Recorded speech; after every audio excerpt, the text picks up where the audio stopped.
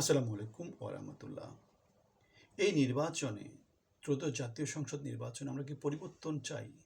পরিবর্তন তো চাই। ২৪-এর যেই ছাত্র জনতার অভ্যুত্থান হয়েছে, তরুণ সমাজের যে অভ্যুত্থানটা হয়েছে,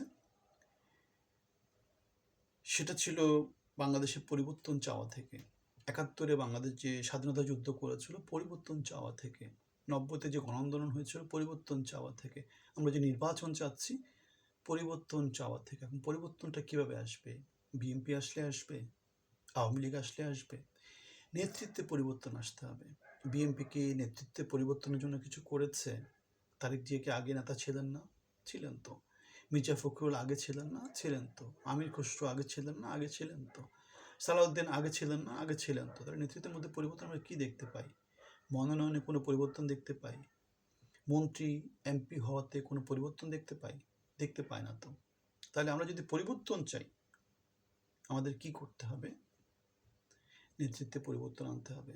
বাংলাদেশে এখন নেতৃত্বে পরিবর্তন আনার জন্য যেহেতু আওয়ামী লীগ নাই, বিএনপি একই রকমই রয়ে গেছে, তাহলে কে আছে? জামাতে ইসলামী আছে। সুতরাং সেজন্যই আমরা জামাতে ইসলামের পক্ষে ভোট চাচ্ছি, এনসিপির পক্ষে ভোট চাচ্ছি, এবি পার্টির পক্ষে ভোট চাচ্ছি, পরিবর্তনের অংশীদের পক্ষে ভোট চাচ্ছি। কারণ হা মানেই মুক্তি, হা মানেই স্বাধীনতা, হা মানেই আধিপত্য মুক্ত নতুন বাংলাদেশ। আমি হাতে ভোট দিব, আপনিও হাতে ভোট দিন। গণভোটে যে বাংলাদেশ যাচ্ছে, কেন যাচ্ছে? কারণ বাংলাদেশের বর্তমানে আওয়ামী লীগ ছাড়া যে দলগুলো আছে সবাই সংস্কারের পক্ষে ছিল। বিএনপি সংস্কারের পক্ষে অবস্থান নেয়নি। তারা রাজতন্ত্র কন্টিনিউ করতে চায়, তারা সংস্কারের বিরোধী। চিটাগাংয়ে কোনো এক বিএনপি নেতা ফেসবুকে পোস্ট দিয়েছে তারা না ভোটের পক্ষে। নানা জায়গাতে না ভোটের পক্ষে তারা প্রচারণা চালাচ্ছে। বিএনপির চেয়ারপারসন জনাব তারেক রহমান প্রকাশ্যে এত কিছু বলছেন, এত কিছু বলছেন, কিন্তু তিনি হ্যাঁ ভোটের কথা তিনি বলছেন না। কোনো পত্রিকার সাথে সাক্ষাৎকারেও বলছেন না, কোনো মিটিং মিছিলেও তিনি বলছেন না। সুতরাং বাংলাদেশের পরিবর্তনের জন্য, উন্নত বাংলাদেশের জন্য আমাদের হ্যাঁ ভোটের পক্ষে যেতে হবে। জনমত নির্বিশেষে হ্যাঁ ভোটে ভোট দিতে হবে। যেটা হবে তখন আর লেজুর বৃত্তি করতে হবে না, চাকরি পাওয়ার জন্য কারোর পিছনে ঘুরতে হবে না। যেটা করতে হবে যোগ্যতা বাড়াতে হবে, প্রতিযোগিতা বাড়াতে হবে। তারা যেহেতু লেজুর বৃত্তি করে উপরের দিকে ওঠে, সুতরাং তারা যেহেতু রাজতন্ত্র প্রতিষ্ঠা করেছে, সুতরাং তারা রাজতন্ত্রের সাইকেলটা ভাঙতে চাইবে না।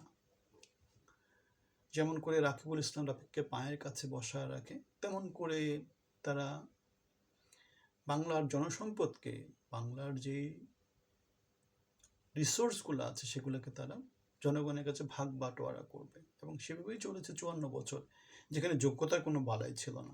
সুতরাং পরিবর্তন যদি আমরা চাই, তাহলে আমাদের হাঁকে ভোট দিতে হবে।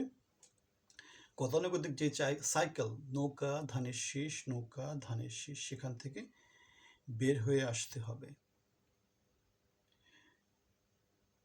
তারেক রহমান একটা কথা বলেছে, নির্বাচনকে ক্ষতিগ্রস্ত করতে একটা মহল ষড়যন্ত্র করছে। ষড়যন্ত্র কি? একটা সবচেয়ে পুরনো যন্ত্র। আমরা দেখেছি তারেক রহমানকে লন্ডন থেকে ষড়যন্ত্র করতে দেখেছি হাসিনার ভাষায়। আবার তারেক রহমানকে বলতে দেখেছি হাসিনা ষড়যন্ত্র করছে। মানে প্ল্যান প্রোগ্রাম করাটাই হচ্ছে ষড়যন্ত্র। সত্য প্রকাশ মানে কারো বিপক্ষে কোনো কিছু গেলে সেটা হচ্ছে ষড়যন্ত্র। তারেক রহমানের বিপক্ষে কিছু বললে সেটা হচ্ছে ষড়যন্ত্র। আবার জামাতের বিপক্ষে কিছু বললে জামাতের কাছে সেটা ষড়যন্ত্র। সুতরাং আপনার বিবেক বুদ্ধি আপনাকে যেটা বলতে বলে আপনি সেটা বলবেন। কে কি বললো না বললো এগুলো দিয়ে খুব একটা ইনফ্লুয়েন্স হবেন না।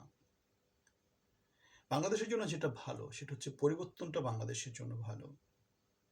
পরিবর্তনটা বাংলাদেশের জন্য ভালো। আমাদের প্রেস সচিব শফিকুর একটা কথা বলেছেন, তফসিলের পর থেকে ৪ জনের মৃত্যু হয়েছে, এবং এর উপর ভিত্তি করে স্বাধীন মালিক একটা কথা বলেছে যে বাংলাদেশ যেহেতু ১৭ কোটি ১৮ কোটি লোকের জনসনের একটা এলাকা, এখানে ৪ জন খুব বেশি মারা যাওয়া হয় না। কিন্তু আমরা তো মানে মারা হচ্ছে এক্সট্রিম পর্যায়ে, কিন্তু আমরা তো অন্যান্য জিনিসপত্রগুলোও দেখি যে পার্সোনাল স্পেসে নানাজন নানাভাবে আক্রান্ত হচ্ছে, ডিম ছোড়া মারা হচ্ছে, আহত করা হচ্ছে, মাথায় জামাতের কোন নারী কর্মীকে সম্ভবত আঘাত করা হয়েছে ঢাকা ৪-এ। জামাত নারী সম্মেলন ডাক দিয়েছিল, সেটাকে তারা আবার স্থগিত করেছে নির্বাচনী কৌশলের অংশ হিসাবে। সুতরাং আমরা দেখতে পাই এগুলো সব হচ্ছে নির্বাচনী কৌশলের অংশ, পলিটিক্সের অংশ, জনগণকে তাদের ভাগে নিয়ে আসার চেষ্টা। তেমন একটা চেষ্টা হচ্ছে মির্জা ফখরুলের একটা ভাষা তিনি বলছেন, জামাত মাপ না চেয়ে ভোট চায় কিভাবে। এখন জামাতও তো একই কথা বলতে পারে যে 2001 থেকে 2006-তে যে 5 বার বাংলাদেশ দুর্নীতিতে চ্যাম্পিয়ন হয়েছিল, বাংলাদেশ যে পিছিয়ে পড়েছিল, সেই নেতৃত্ব বাংলাদেশে ভোটের জন্য জনগণের কাছে কিভাবে যায়। বাংলাদেশ থেকে মুচলেখা দিয়ে যে নেতৃত্ব পালিয়ে গিয়েছিল, তারা বাংলাদেশের জন্য বাংলাদেশে ভোট কিভাবে চায়। এখন প্রচার প্রচারণায় নানা দল নানাভাবে প্রভাব বিস্তার করছে। জামাত যেহেতু ব্যাংক ডাকাত লুটেরা চাঁদাবাজদের দল না, সুতরাং তাদের প্রচার প্রচারণায় টাকা পয়সার তেমন করে প্রাধান্য দেখা যায় না। তারেক জিয়া যেমন বিমানে করে রাজশাহীতে চলে যান, সিলেটে চলে যান, দলবল নিয়ে, বিশাল একটা বহন নিয়ে 50-100 জনের লোকজন নিয়ে নানা জায়গাতে ভ্রমণ করেন, জামাতের আমিরের ওরকম দেখা যায় না, কেন তাদের অত টাকা পয়সা নেই। তাহলে একই রকম করে তারা প্রচার প্রচারণা দেখা যাচ্ছে যে বিএনপির যে প্রচারণা, সেখানে আমরা দেখতে পাই যে একটা পত্রিকায় রিপোর্ট এসেছে 39 লাখের মতো তারা ফেসবুক প্রচারণা ইউজ করেছে, আর জামাত ইউজ করেছে মাত্র 13 লাখ। সুতরাং দেখতে পাচ্ছি জামাত এবং বিএনপির মধ্যে মোটামুটি একটা 1:3 প্রচার প্রচারণা ওরকম খরচ হয়েছে। জামাতের যেখানে শক্তি সেটা হচ্ছে 1-to-1 জনসংযোগে। জামাতের যেখানে শক্তি সেটা হচ্ছে সমাজের প্রান্তিক জনগোষ্ঠীর মধ্যে। বিএনপির যেখানে শক্তি সেটা হচ্ছে বেকার জনগোষ্ঠীর মধ্যে। আর জামাতের হচ্ছে গিয়ে বেকার না, যারা কাজ করে, গঠনমূলক কাজ করে, নানা রকমের প্রফেশনালস, যারা দুর্নীতি করে না, চাঁদাবাজি করে না, তাদের কাছে। এখন 12 তারিখের নির্বাচনে কি হয় সেটা আমরা দেখতে চাই। আমরা আশা করব বাংলাদেশে একটা পরিবর্তনের সূচনা হবে। বিএনপি এবং আওয়ামী লীগ সে পরিবর্তন বাংলাদেশে 54 বছরে আনতে পারেনি। সুতরাং পরিবর্তনের অংশে তরুণ সমাজ সামনে পরিবর্তনকে প্রমোট করবে বলেই আমাদের বিশ্বাস। ভালো থাকবেন। আসসালামু আলাইকুম।